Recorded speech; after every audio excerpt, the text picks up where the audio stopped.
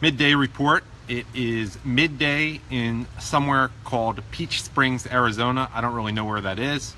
Sounds pleasant though. Great name. And that state, of course, is represented by John McVain, John McCNN. It looks better in writing when you call him that. You know who I'm talking about. He has that really annoying laugh. And I'm wearing this hat. I didn't think about it when I grabbed it this morning or even when I came out here now, but it's very appropriate for John McCain. It's a word that Barack Obama really likes to use in speeches, and well, John McCain never went to University of Illinois, even though that's what the hat is.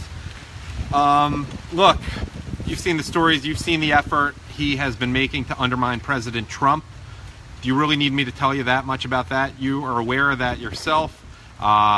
He has a vendetta because Trump pointed out some of the truths about John McCain. There's a lot more that are not generally known that I'm not going to necessarily get into now. I got into it to some extent with Chuck Johnson last week on Backlash on Shark Nation Radio. But you saw he likes to bring up impeachment, I don't know, and then sort of scale it back after he gets the initial attention, and then so he can play both sides and get himself on TV more. Just see the headlines from the last few days. You know how, you know the disclaimer we have to make. He served his country and I didn't. Of course, with that, we don't know what went on in Vietnam, and I'm going to get into this in a second. I did not personally serve in the military. I was born on an Air Force base because my dad was working as a doctor there. But at the same time, my family connections in the military are not really anything that have advanced me at any point in life. John McCain, let's review, got into the Naval Academy where he shouldn't have. He would not have been qualified had his father and grandfather not been very prominent in the Navy. And he did terribly there, and he did terribly when he actually served. He was not known, even though for being particularly competent. I'm not going to get into that yet. I have some notes about that later that other people brought up. And he likes to present himself as if he's an expert on military affairs, as if he, you know, is basically the equivalent of General MacArthur, who, by the way, was first in his class, not one of the very bottom people in his class at college. Interestingly, you know, people will often say, well, you have to commend his service. But at a certain point, that runs out. It's sort of like John Lewis, whom we despise. At a certain point, the fact that someone got physical with him during a march 50 years ago, doesn't give him a chance to lie and be anti-white and to walk out on Netanyahu. All of things he lies about being called the N-word by members of the Tea Party. You don't get a blank check for life, and you know we can quietly respect you, but he chose to be in so-called public service, so we can evaluate him that way. And interestingly, Kennedy McGovern, who I use this writing some of the time, a Facebook friend, I really like his stuff, respect him, have to actually meet him at some point if I'm in Western North Carolina. He was harsh on people who bashed McCain a month or two ago, but then personally, you can criticize him politically all you want, but don't knock his service. Now it seems like Kennedy has said, to hell with that. And here, let me read you a post. He said, you know, knock his service all you want. That's fine too. So let me read you what Kennedy McGovern wrote on Facebook yesterday. He wrote, watching John McCain in the Senate and how fast he jumps to whichever side he thinks has the advantage is very telling. It makes me believe his fellow prisoners of war, who say he sang like a canary while in the Hanoi Hilton. A lot of people apparently called him Canary for that reason. If he were a man who stood up to torture when he was young, that type of honor and brotherhood would be ingrained in him as an old man. This is a point I've never heard Kennedy make before. The fact that he is a backstabbing P-word, don't diss the P-word like that, Kennedy, by comparing it to McCain, as an old man tells me clearly that he was no better as a young man. Arizona, get this piece of fecal matter out of my Senate immediately. That's where he ends, and I will say, I covered a rally for Trump, I guess late August last year, and it was just incredible to go through the crowd, as I often did. I did a sort of pregame show before Trump speeches, and just asking people about McCain and just how viscerally they, if you mentioned his name, how disgusted just about everyone there was. It was like bringing up the Cowboys if you're at a Philadelphia Eagles game. No, they hated him. They despised that guy, and they loved Governor Brewer, hated McCain. And just a point, I mentioned the laugh of his, and the way he would always say, well, and it just seems so contrived.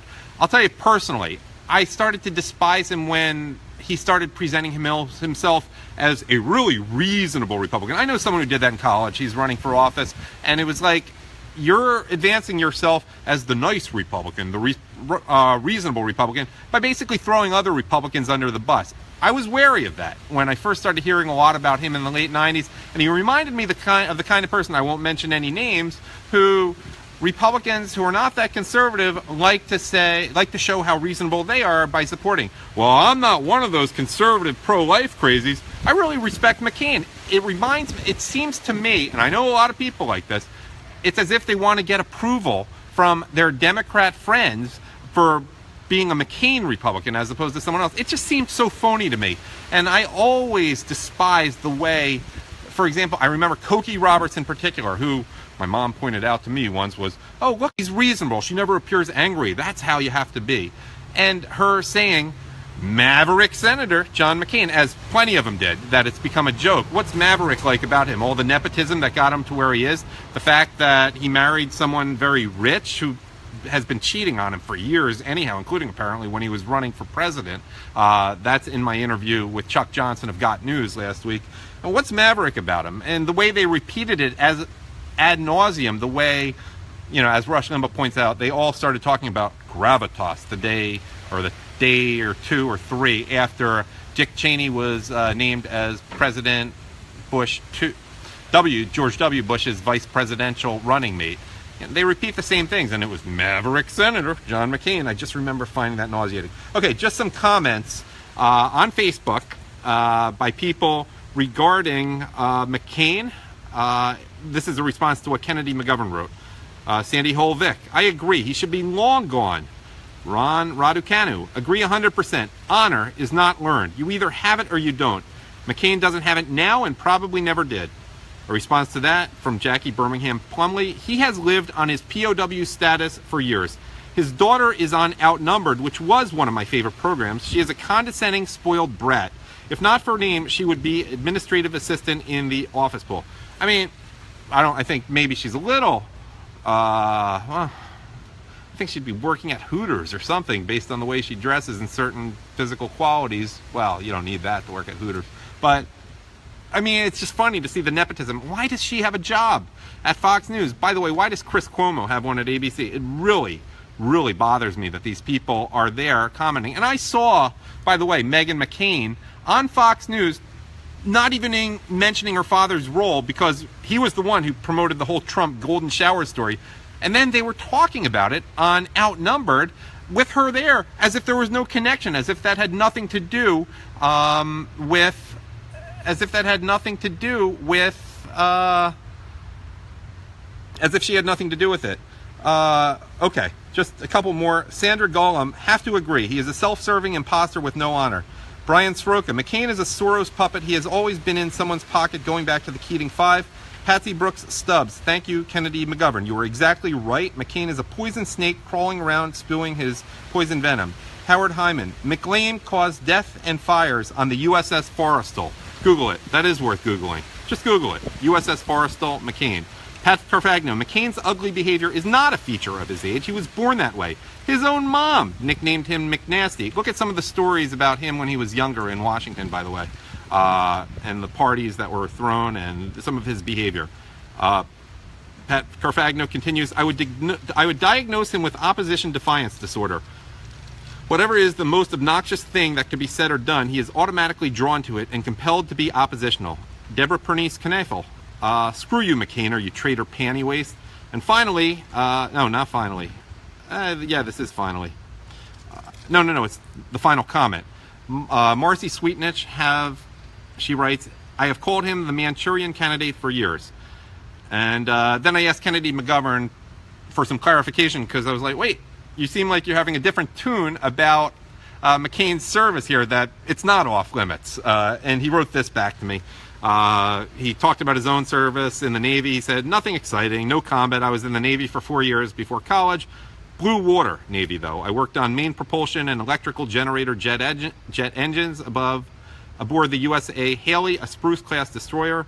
And then he responds to my specific question by saying, that is a very good question. Yes, I am adamant about us not questioning a man's service.